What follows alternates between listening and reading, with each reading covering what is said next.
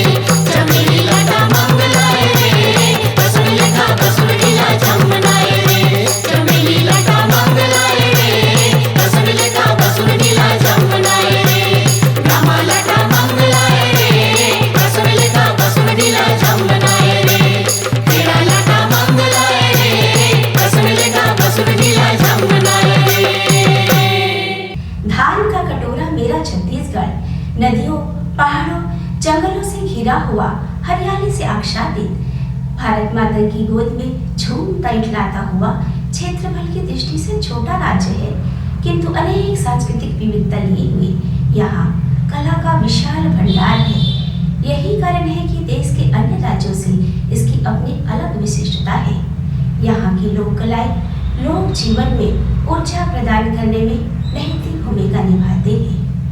इसी दिशा में छत्तीसगढ़ की लोक संस्कृति को अक्षुण्य बनाने के लिए छत्तीसगढ़ के लोक वाद्य संग्रह श्री रेखी छत्री के 40 वर्षों का अथक प्रयास रहा है।